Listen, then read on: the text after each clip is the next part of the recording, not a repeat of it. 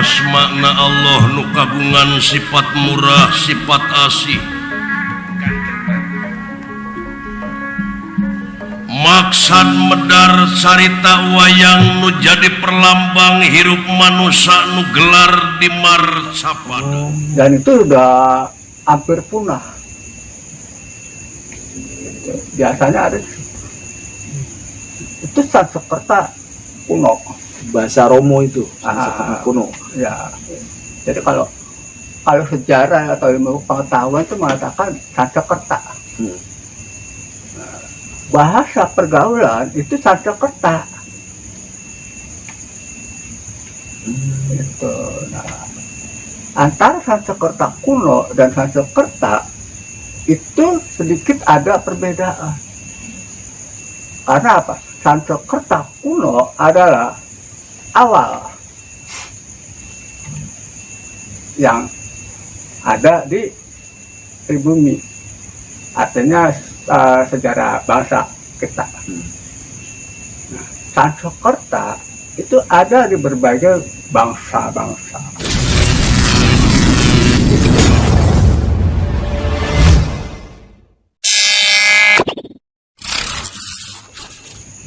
Kalau saya bicara ya, ini suatu bahasa awal, yang disebut Romo, ya. Nah, itu adalah bahasa Sanskerta kuno. Romo, bahasa Romo itu kayak gimana mas bahasa Romo? Ya, itu biasanya ada di kalangan keraton. Oh, Dan itu udah hampir punah.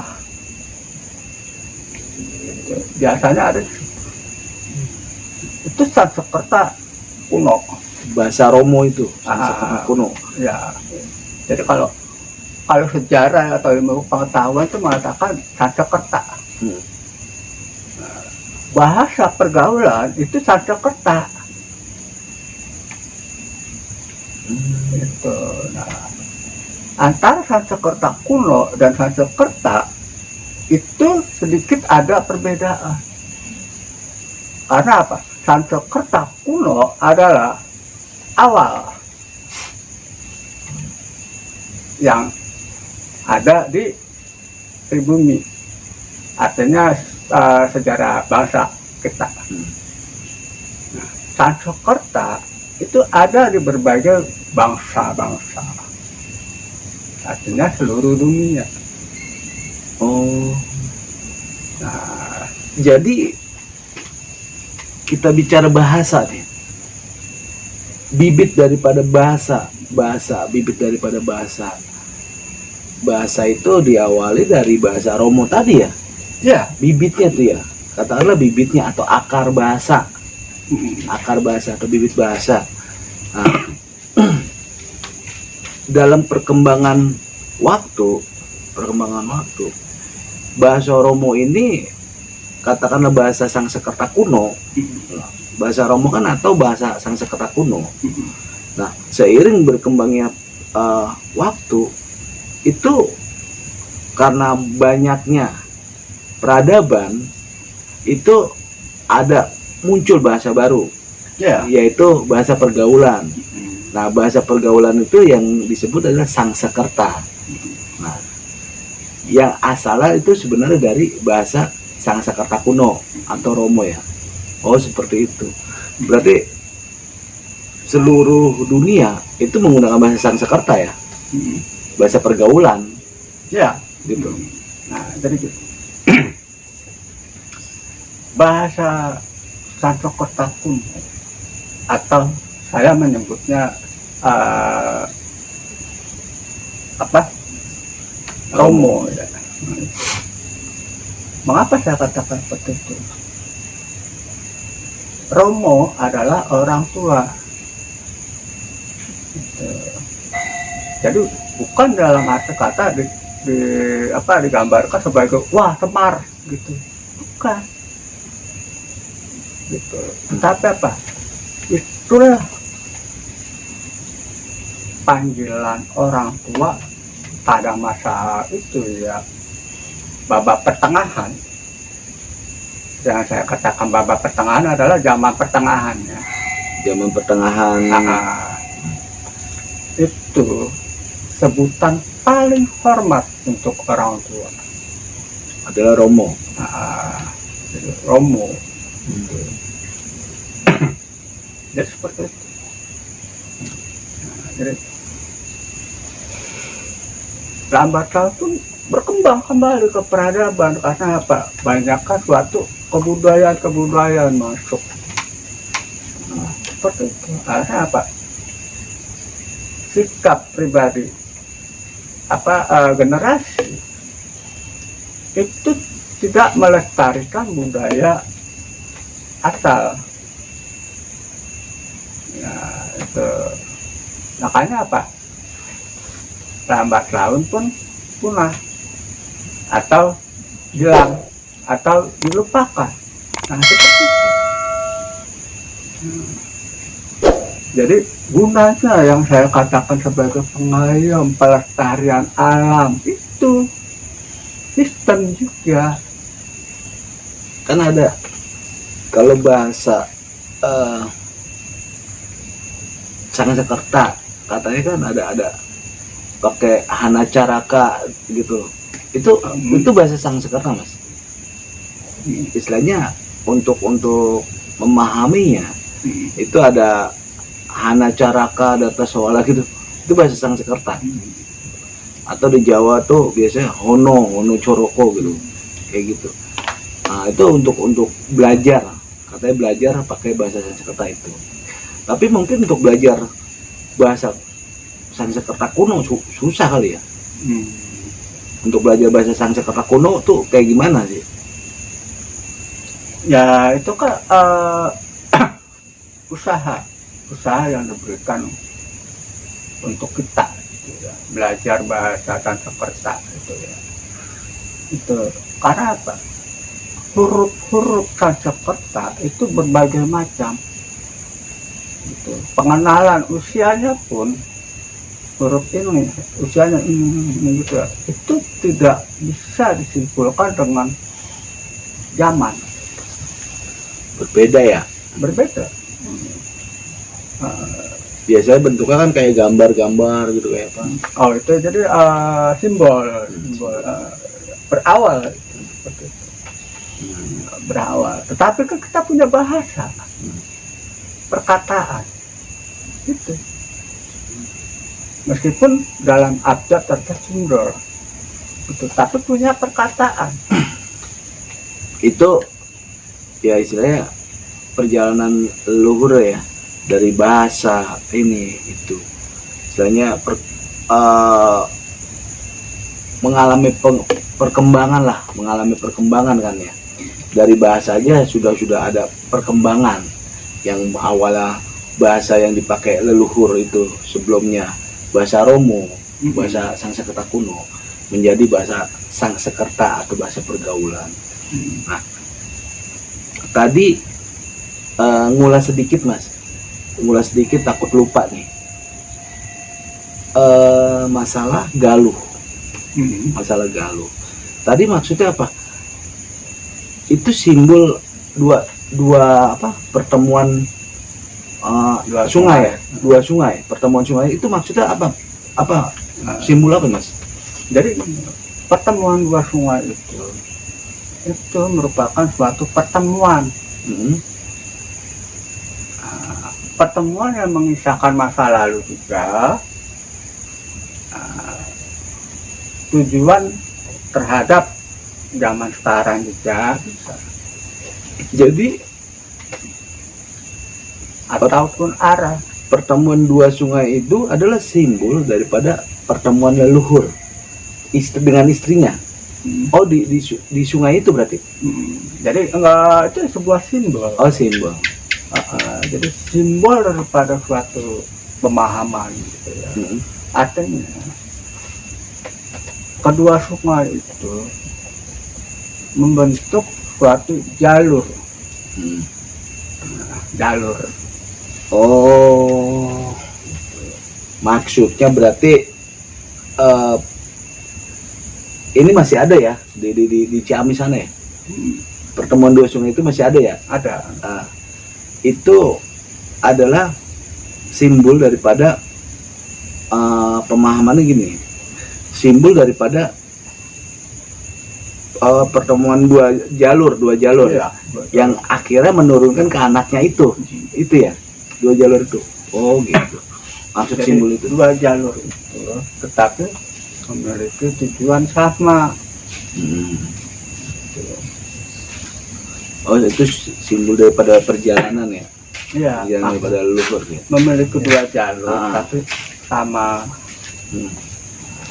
Makanya candi itu dibentuk ada yang menyerupai kubah. Maksudnya? Itu dua jalur yang memiliki tujuan sama di dalamnya. Oh, kenapa candi itu bentuknya kubah? Kubah itu. Oh itu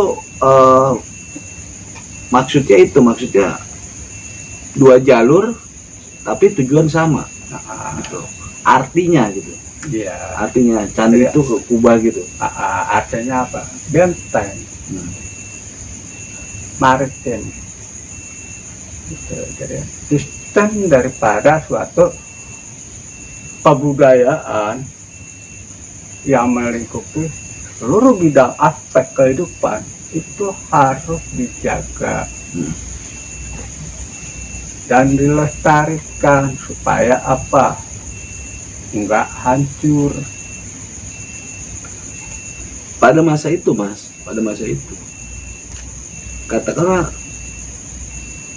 rakyat beliau lah, rakyat gitu. Karena kan beliau ini sebagai seorang pemimpin lah ya, Ya. leluhur kita itu sebagai seorang pemimpin rakyatnya itu untuk berkomunikasi dengan beliau itu bisa langsung atau gimana Mas? Itu langsung. Bisa. Karena kan ada tempatnya. Gitu. Oh, ada tempatnya juga. Iya. Karena ada acara-acara tertentu. Yang seperti tradisi budaya itu semua yang namanya hidup gotong royong udah ada di sana. Gitu. Berarti rakyatnya sangat menghormati beliau ya. Iya. Sangat menghormati beliau. Jadi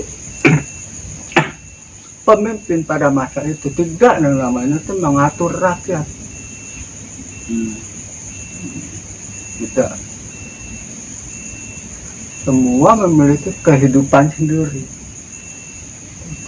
Tetapi dalam lingkup suatu wilayah, gitu. Wilayah pemimpin itu. Kan pada masa itu Galuh itu tetap menggunakan katakanlah rakyatnya itu hidup di perahu ya, tetap hidupnya di perahu kan, masih hidup di perahu. Di Galuh tersebut hidupnya masih di perahu. Artinya di sana justru aktivitas mereka banyak kan di perahu ya, aktivitas mereka. Untuk sistem jual belinya gimana Mas? Mereka Mas? Sama di lokasi situ Di lokasi juga. tetapi ada yang Ada namanya- pasar apung atau kayak gitu ya? oh iya gitu. Tetapi ada juga suatu tempat seperti kalau kita bilang itu pasar gitu ya, ada. Tapi masih di atas air. Masih Tetapi umumnya pada masyarakat masa lalu itu menggunakan sistem barter. Pakai barter. Iya, gitu. Jadi apa? Masing-masing kan memiliki suatu keahlian. Ya. Nah, itu. Jadi hasil daripada suatu keahlian itu digunakan untuk kehidupan sehari-hari. Ya misalnya mereka bertani, Ya.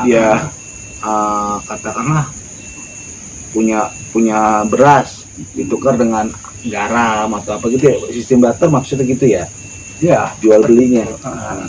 Dia butuh apa, pisang gitu kan, butuh pisang, barter dengan apa, seperti itu ya. Nah, Jadi ya karena dikelilingi dengan air, katakanlah laut lah ya. Ya. Pada masa itu lautan lah ya, dikelilingi lautan. Ya mereka hanya di situ-situ aja hidupnya ya. Dengan lingkungan yang sama, dengan orang yang sama, istilahnya dengan kehidupannya ya membaur begitu aja ya, gitu. Nah, jadi di samping ada suatu bahan pangan, misalkan, itu mereka membangun sebuah titian jembatan sama. Gitu. Nah, tetapi apabila tidak ada, ya tambah perahu sama perahu. Oh, untuk mencapai, katakanlah mencapai apa ya? Kalau dia maksudnya apa? Jalan lah. Untuk jalan itu perahu sama perahu bisa disatukan gitu. Iya, disatukan. Atau dia buat jembatan gitu. Buat jalan itu ya sebenarnya. Iya. Buat penghubung, jalan penghubung. Ya, jadi kan kehidupannya itu seperti suatu perkampungan atau perkotaan itu merapat. Gitu. Tetapi apabila memang ada bahan pangan, sandang, gitu ya, itu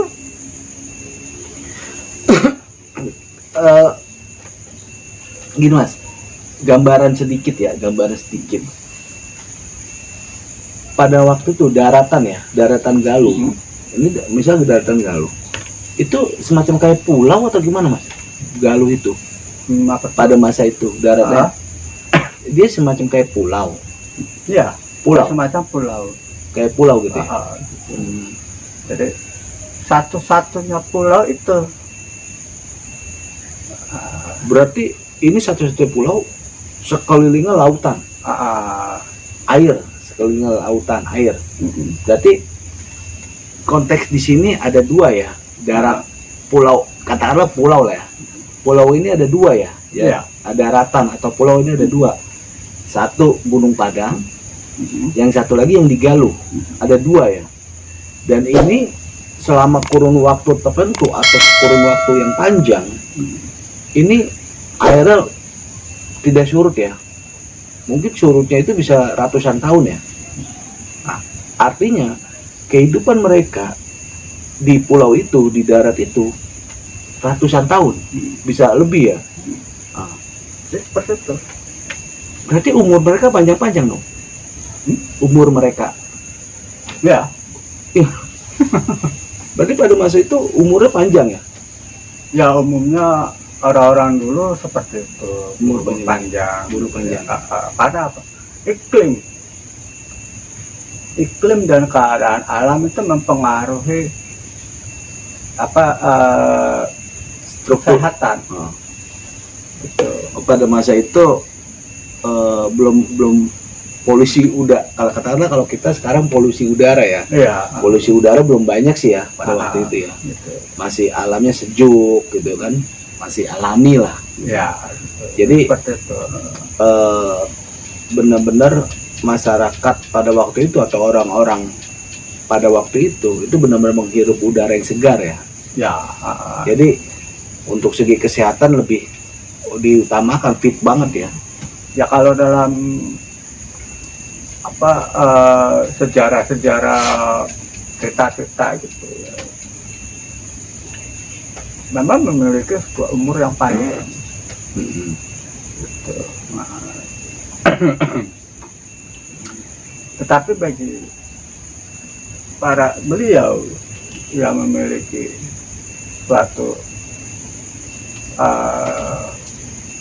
kemampuan ataupun suatu anugerah dari Yang Maha Kuasa, gitu ya, mereka itu hidup.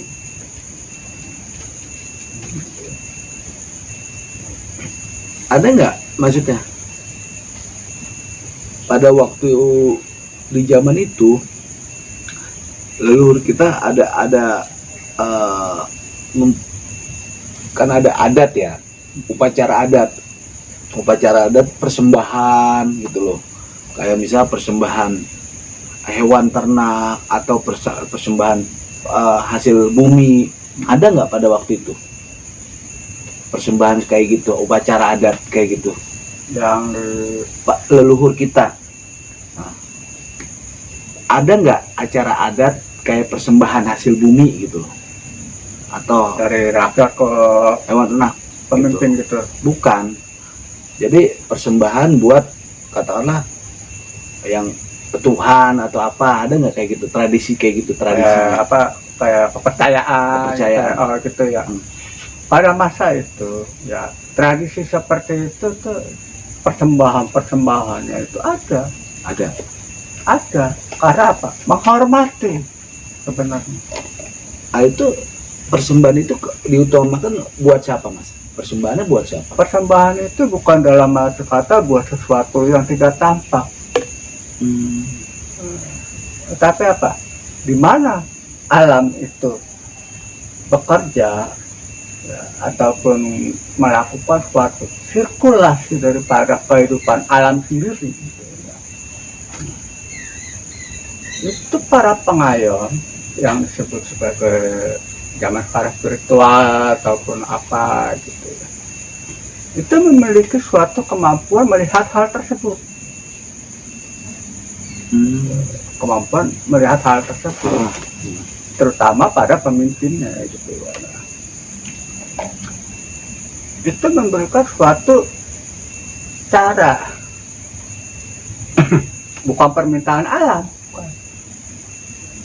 Cara untuk apa, melakukan suatu silaturahmi dengan jalan apa, ada tradisi itu,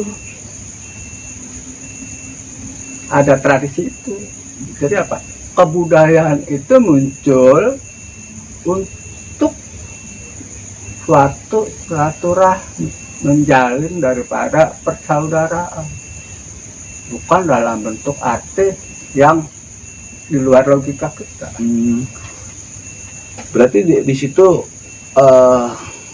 semacam kayak ada ucapan rasa syukur ya? Nah, semacam itu. Doa gitu kan, rasa syukur, persembahan. Tapi hasil persembahannya itu tetap aja dibagikan ke rakyat juga ya? Untuk dibagikan ke rakyat gitu. Iya. Jadi jadi acara di situ ya, siapa yang akan? Gitu. Rakyat. Berarti rakyat juga ya? Ya kalau memang itu bisa dimakan. Bukan, mohon maaf, kayak sesajen kan, kalau sesajen ditinggalin tuh. Oh, kalau yang seperti itu saya nggak tahu. Iya, misal tahu ya. Kalau sekarang kan semacam itu. Iya. Oh enggak ya? Berarti zaman dulu mengadakan suatu ada tradisi ya, ada tradisi leluhur untuk bersiraturahmi dengan alam yang telah memberikan kehidupan kepada beliau, kepada masyarakat. Nah, dengan cara bersiraturahmi dan mengucapkan rasa syukur. Nah, dan hasilnya itu ya tetap dibagikan gitu. Kembali lagi kepada rakyat. Oh, seperti itu, Mas. Nah, itu tradisi itu yang mungkin sampai sekarang masih ada ya. Ya, Tradisi persembahan kan di daerah-daerah masih banyak. Ada persembahan hasil bumi. Ada sebagian masyarakat atau di daerah biasanya persembahan hasil bumi, mereka mengadakan syukuran. Itu maksudnya itu masih ada. Nah, itu tradisi, itu udah tradisi kuno banget ya berarti ya. Tradisi kuno pada waktu itu ya. Tradisi dari zaman dulu ya. Itu udah ada ya. Itu kalau bisa dibilang itu bukan kepercayaan. Bukan. Tetapi apa? Budaya, tradisi. Oh, itu yang disebut budaya, tradisi. Bukan kepercayaan atau kalau kepercayaan bisa dinilai baik, buruk untuk kepercayaan. Tetapi apa? Yang melakukan hal tradisi seperti itu warisan nenek moyang, itu warisan leluhur, gitu ya. bahwa itu adalah tujuan untuk silaturahmi, memupuk tali persaudaraan. Berarti beliau itu, leluhur kita itu memiliki dua orang anak. Hanya dua orang anak memiliki, hanya dua orang anak. Iya. Oke. Berarti leluhur kita mempunyai dua orang anak yang mempunyai misi yang berbeda, tapi satu tujuan. Dua orang anak ini laki atau perempuan? Ya kalau bisa dibilang ya itu memiliki hal yang serupa. Artinya kembar. Oh, anak laki atau perempuan? Laki. Laki dua-duanya, tapi kembar. Dalam Tirtawaya, itu dikisahkan tentang Abimanyu dan Abiyasa ya? Ya, seperti itu. Abimanyu dan Abiyasa, benar ya? Itu kembar.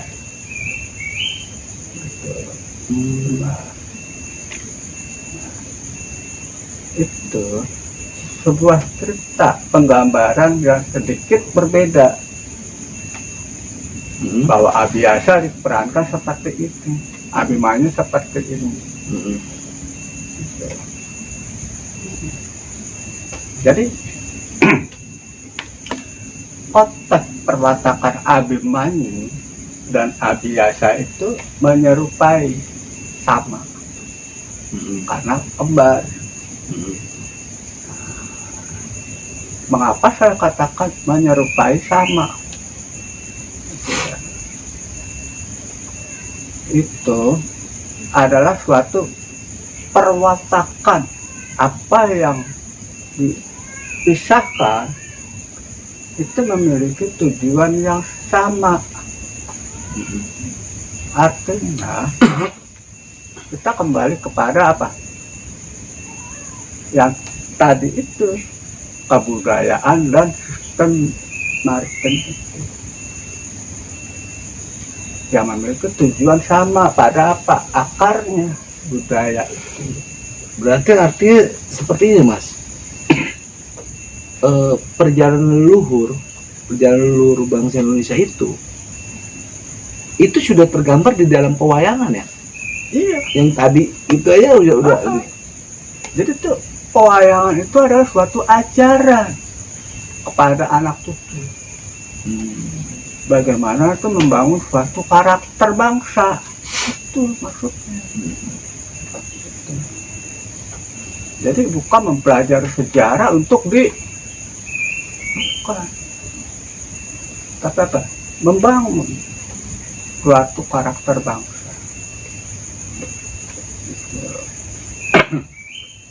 Jadi apa? Tidak mengenal yang misalkan dari budayaan dan sistem maritim itu tidak mengenal perbedaan, sama, tetapi memiliki sistem perekonomian sendiri yang berbeda. Itu artinya apa? Sebagai bekal pencukupan kehidupan sehari-hari. Artinya manusia pun harus memiliki suatu pekerjaan, kan, yang disebut sebagai sumber penghasilan. Itu kalau dikuasai semua, ya itu sama aja dengan penjajah namanya. Jadi nggak ada rasa adil. Konsep pemahaman daripada perjalanan leluhur mengedepankan tentang ajaran ya. Ya, Kalau kita bicara tentang perjalanan leluhur bangsa Indonesia, itu banyak sekali ajaran-ajaran atau pengajaran yang sudah beliau lestarikan, beliau berikan kepada anak cucu beliau ya. seperti itu. Seharusnya kita generasi ya istilahnya generasi penerus cita-cita beliau itu harus menangkap sinyal-sinyal dari apa yang diberikan oleh beliau ya. Ya. Gitu. Artinya budaya dan kebudayaan bangsa Indonesia kita harus benar-benar memahami. Nah, sampai di mana kita memahaminya tentang budaya dan kebudayaan bangsa Indonesia. Karena kita kan orang Indonesia, kita harus tahu budayanya. Gitu kan. Perjalanan leluhur kita sangat panjang. Perjalanan leluhur kita banyak lika-likunya. Banyak sekali pelajaran-pelajaran yang dapat kita ambil dari sana. Ya. Dan banyak juga dari perjalanan beliau, dari perjalanan leluhur kita atau perjalanan beliau, itu banyak sebenarnya akar-akar gitu. Ya. Akar-akar, ya akar budaya, akar dari kebudayaan, bahkan bahasa sendiri datangnya dari sana awal ya. Sangat luar biasa ya leluhur bangsa Indonesia itu. Jadi kita harus bangga sebagai orang Indonesia, Harus bangga karena mempunyai leluhur yang hebat. iya, leluhurnya akar budaya. Leluhurnya memiliki akar budaya. Bangsa Indonesia itu harus bangga. Karena apa? Seluruh yang namanya kebudayaan itu ada di Indonesia, akarnya. akar ya karena ya. Bahasa pun sama ya, akar bahasa, Nah, itu. akar budaya, akar peradaban. Nah, Jadi ya kalau dibilang bangsa Indonesia tuh kaya lah, nah, ya memiliki semuanya. Bahkan kalau dibilang dunia, lah ini leluhur kita adalah leluhur mereka. ya sama. Leluhur bangsa Indonesia adalah leluhurnya mereka, leluhurnya di dunia, bangsa di dunia kan. Jadi begini, masyarakat dunia yang disebut manusia, ya kan, masyarakat dunia yang disebut manusia, ya, itu tidak hanya memiliki suatu perbedaan, tetapi memiliki kesamaan rasa sebagai manusia. Nah, itu jadi apa? Yang di luar sana, yang bangsa sana itu sama. Itu. Sama-sama sebagai manusia. Itu. Keinginannya aja yang berbeda. Itu yang membedakan. Nah, makanya apa? Masyarakat bangsa Indonesia adalah awal daripada suatu peradaban dan kebudayaan maupun apa itu sebutannya budaya ya. Itu harus mau mengawali kembali pada masa zaman sekarang ini. Kalau mau menjadi mercusuar Indonesia itu. Dengan apa? Bangun Indonesia. Itu maksudnya. Awali kebudayaan Nah, leluhur ya. Mulai kita coba menggali kembali kebudayaan leluhur yang istilahnya yang mungkin kita tinggalkan selama ini. Padahal itu sebuah akar ya, termasuk wayang. Wayang itu harus dilestarikan. Bahkan ya itulah, wayang itu adalah satu-satunya gambaran daripada perjalanan leluhur bangsa Indonesia ya. Nah, itu. Jadi wayang di Indonesia adalah ciri khas bangsa Indonesia. Itu. Jadi apa yang telah diberikan oleh leluhur kita ya, dengan cerita wayang ataupun cerita-cerita dongeng, legenda, semua itu ada. Cuma bagaimana kita untuk memahami apa yang diberikan oleh para beliau itu. Bahkan cerita dalam kitab Mahabharata dan Ramayana itu adalah perjalanan leluhur bangsa Indonesia juga ya. Ya sama. Jadi ya itulah, begitu kayanya leluhur kita ya. Perjalanan beliau banyak menjadi inspirasi untuk ya katakanlah masyarakat di dunia atau orang-orang di dunia, bahkan sampai dibuat kitab, dibuat ajaran beliau aja sampai dibukukan gitu. Kenapa kita sebagai rakyat Indonesia tidak menggali itu ya, begitu loh. Seharusnya kita mencoba menggali, karena kan kita salah satu termasuk keturunan beliau. Nah, iya, Dan itu garis jelas keturunan beliau. Oke Mas, sangat menarik. Jadi leluhur kita tuh benar-benar hebat lah kalau kita bilang, sangat menarik. Kita selanjutnya ini kan perjalanan leluhur bangsa Indonesia di zaman pewayangan. ya. Nah, terus ada lagi zaman kerajaan. Nah, itu gimana Mas? Setelah dari Galuh, terus gimana?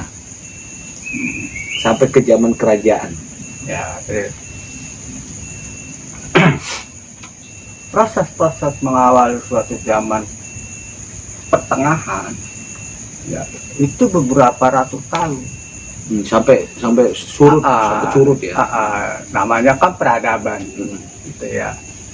Itu mengalami suatu peradaban beberapa tahun, ratus tahun bahkan, itu ratusan. Nah, dari saat itulah ini kita skip ya, muncullah suatu peradaban, nah, yang disebut Brahma itu.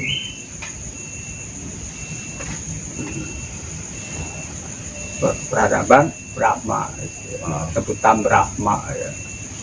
Nah, jadi dalam kitab Jawa kuno ataupun dalam kitab Jawa, babat tanah Jawa gitu. Jadi itu Sang Hyang Brahma itu adalah orang pertama di Pulau Jawa, ya kan. Nah, itu. Nah, kemudian terus berkembang kan semua, gitu ya. Sampai timbullah suatu ajaran, gitu. Jadi seperti itu.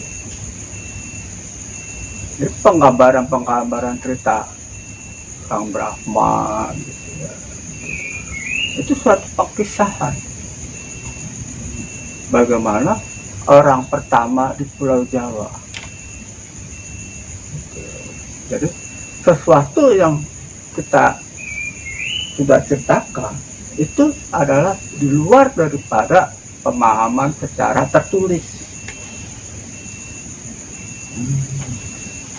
Ya, artinya itu sesuatu yang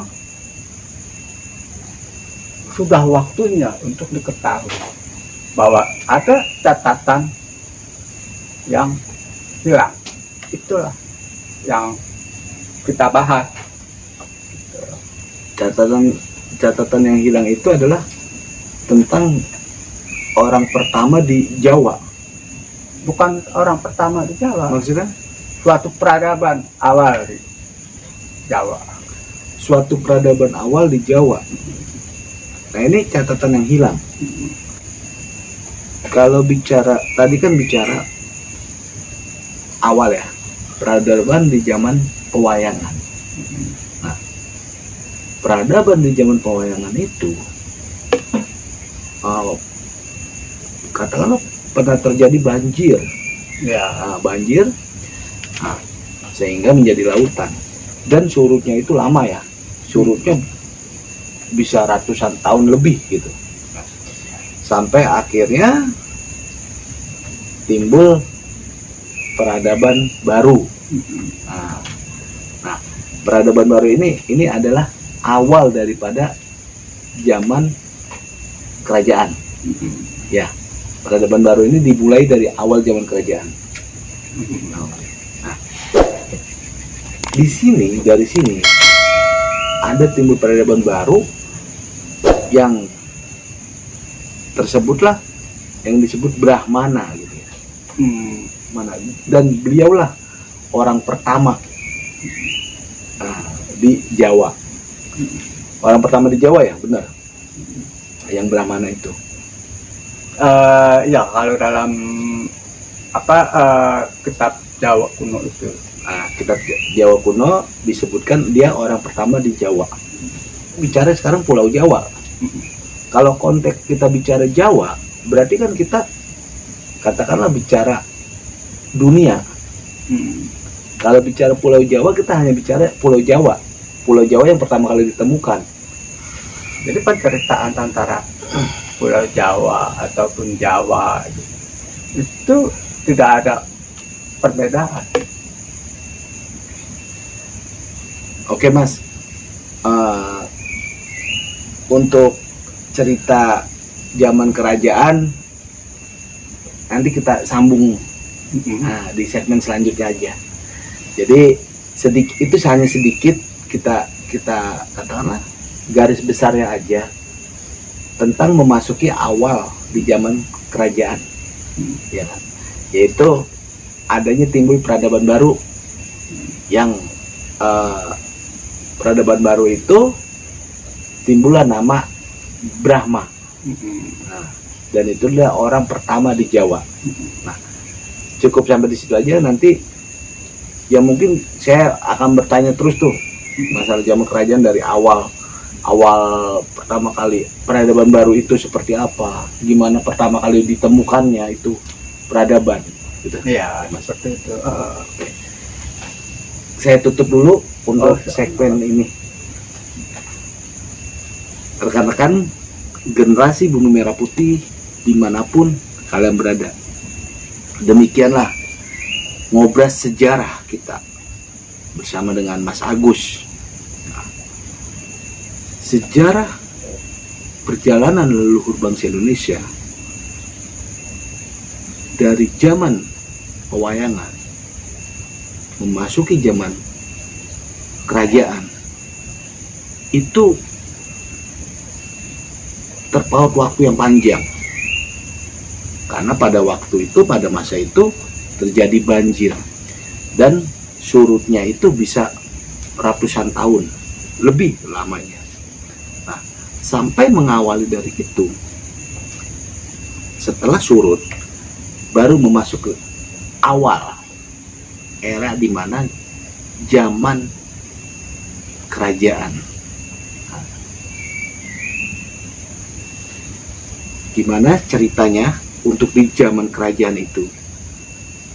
Kita ngobras lagi sejarahnya di segmen selanjutnya, atau kita akan bertemu lagi dengan Mas Agus yang akan membuka tentang sejarahnya. Sampai di sini dulu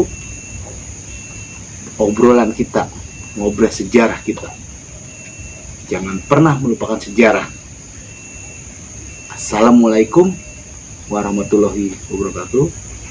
Sampurasun. Salam generasi Bumi.